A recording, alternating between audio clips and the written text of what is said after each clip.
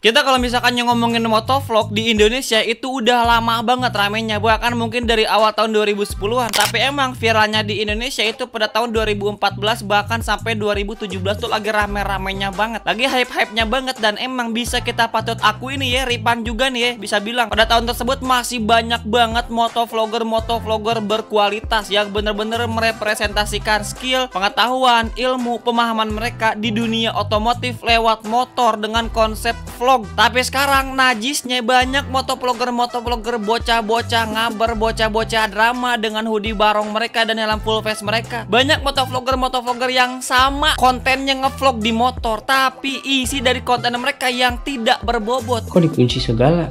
Ya nggak apa-apa. Ya aku nggak enak loh. Nggak apa-apa lah, mau meskipun udah hujan gitu. Ya, sini duduk sih.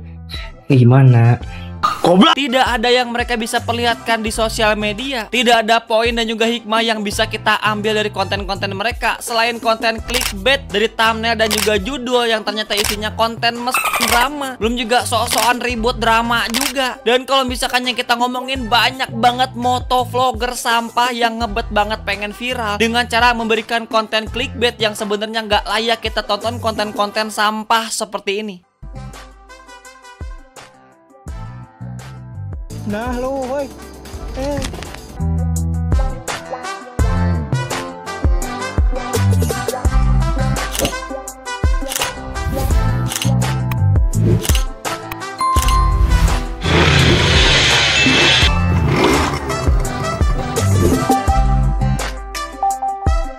Iya, halo semuanya, balik lagi di King Ripan. Kali ini konten kita bakal agak sedikit emosi karena kita bakal nyindir roasting motovlogger konten kreator motor sampah yang kagak punya nilai, kagak punya pengetahuan, kagak punya skill, kagak punya signatur yang mereka bisa share ke sosial media, tapi mereka ngebet pengen menjadi seorang motovlogger. Mentok sih, Sel.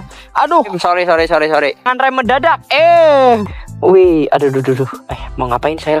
Di sana aja gimana, Sel? Dengan cara membawakan konten-konten sampah, konten-konten drama yang sama sekali kagak ada hikmah yang bisa kita ambil. Dan kalau misalkannya kita lihat, pasti ada target audiens mereka selain bocah-bocah birahi lewat sebuah video yang kagak berguna. Tapi kalau misalkannya kita ngomongin motovlog di Indonesia, seperti yang Ripan tadi bilang, itu udah ramenya itu lama di Indonesia, udah ada bahkan sejak tahun 2010-an, bahkan sampai 2017 itu bener-bener lagi rame-ramenya banget dah tuh. Ya Ripan juga patut akui kalau misalkannya akses untuk sekarang gitu ya, untuk kita bisa menjadi seorang motovlogger itu gampang banget. Apalagi sekarang motor juga mudah banget didapetin meskipun emang cuma STNK only. Dan juga tool, gear, set motovlog yang bisa mudah banget dimodifikasi dan juga di-apply oleh setiap orang. Tapi nggak semua orang bisa ngebuat sebuah konten motovlog yang berkualitas. Minimal ada konten, ada edukatif di dalamnya. Ini mah kagak ada, isinya cuman mesuk doang. Berhubung motor gua bukan motor off-road ya sebenarnya. Wah, penasaran gua. Wah, apaan ya? Gue sih nggak tahu apaan itu. Woi. Anjir. Gimana anjir? Ini di celana dalamnya. Dan emang faktanya lebih banyak bocah-bocah ngaber ingusan dengan hoodie barong andalan mereka yang ngelakuin konten-konten sampah seperti ini. Dan beberapa motovlogger yang emang lagi rame banget tahun 2014, 2017 yang bahkan sampai sekarang yang emang masih dikenal seperti Den Dimas, Bang Jody Motovlog, Bang Ajgu Motovlog, dan juga konten kreator dan sepuh-sepuh motovlog yang lainnya yang masih harus melawan bocah-bocah motovlog sampah di sosial media. Sebenarnya yang Ripan sayangkan di sini itu adalah mungkin emang mereka bisa berkreativitas, mereka pengen menunjukkan entertain lewat konten yang mereka perlihatkan melalui platform YouTube dan bisa dinikmati oleh semua orang. Tapi sayangnya mereka tidak bisa memfilterisasi apa yang mereka pertontonkan di sosial media. Ini kalau misalnya konten yang kalian bawakan konteksnya let's say negatif seperti konten mesum, konten box, ataupun konten-konten yang tidak layak dipertontonkan. Maksudnya emang sob itu apa gimana? Lu kagak ada hal ataupun seni yang bisa lu perlihatkan di sosial media, sehingga lu maksa banget pengen famous, pengen viral di sosial media, tapi gak ada talent ataupun gak ada kemampuan yang bisa lu perlihatkan di sosial media. Dan bodohnya lagi adalah ada aja cewek-cewek bodoh,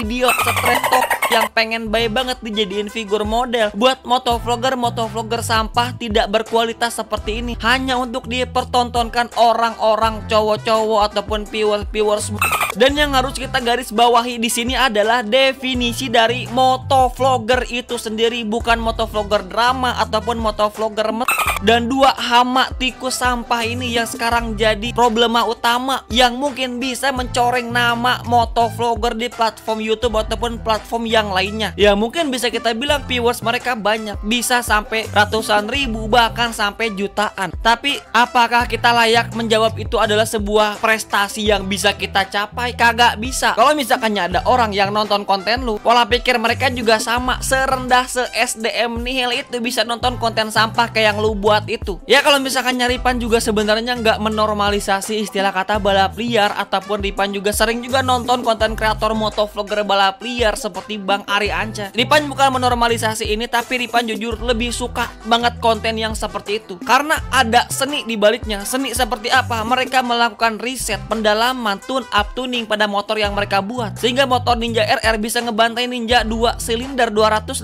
cc. Itu kalau misalkannya bocah-bocah ngabar ingusan modal di barong doang mah kagak bakal bisa bikin konten seperti itu. Sekarang kalau misalkannya kalian arog-arogan di jalan doang siang hari di panas bolong, nyali lu kagak ada. Semua orang emak-emak juga bisa ngelakuin ini itu. Emang sebegitu hinanya lu kagak punya konten yang bisa lu presentasiin di sosial media hanya dengan memperlihatkan konten sampah seperti itu. Padahal kalau misalkannya lu bisa ngerubah pola pikir lu, coba semua ilmu itu bisa lu pelajarin daripada lu bikin konten sampah seperti itu. Kalau misalkannya lu ngatain bang lu juga sama, lu ngerosting kagak ada kerjaan. Ngerosting motor itu kagak mudah, ada ilmunya, bahkan lebih rumit. Kalau misalkannya lu tahu, kalau misalkannya lu salah ngomong, lu sendiri yang bakal malah kena hujah. Tapi sekarang ini Ripan berani nongol depan kamera meskipun Ripan ngatain pabrikan motor-motor lain bahkan sampai ke kelas Eropa. Ya karena Ripan juga mampu, maksudnya di posisi tersebut gitu. Ripan juga berani mengomentari karena emang Ripan juga punya teorinya, punya ilmunya. Bahkan Ripan juga bisa nge-build motor sendiri. Gak cuma bikin konten sampah doang yang gak ada bobotnya. Jadi buat kalian yang mungkin gitu ya, mungkin minimal mungkin bisa ngebikin sebuah konten yang lebih edukatif lagi, yang bisa memberikan pencerahan kepada setiap orang minimal di konteks otomotif, yang bisa mengedukasi, nggak cuman didominasi dengan motovlogger sampah yang didominasi bocil-bocil kagak jelas mesum birahi yang nggak layak buat kita pertontonkan. Jadi buat kalian ya, Ripan juga ini bodo amat mungkin ada motovlogger yang isi kontennya itu dominan kagak berkualitas yang sekarang udah ratusan ribu subscriber. Bodo amat, kagak peduli, konten lu sampah tetap. Kalau misalkannya nih ya isinya konten-konten mesum, drama-drama kagak jelas yang sama sekali kagak menghibur, miris gua liatnya. Kasihan dah lihat orang-orang maksa banget pengen viral, pengen tenar, tapi kagak ada yang bisa lu perlihatin di sosial media. Makanya lu ngebikin konten dengan konteks negatif seperti itu, miris gua liatnya, kasihan sumpah dah. Jadi kalau misalkannya lu pengen bikin konten mah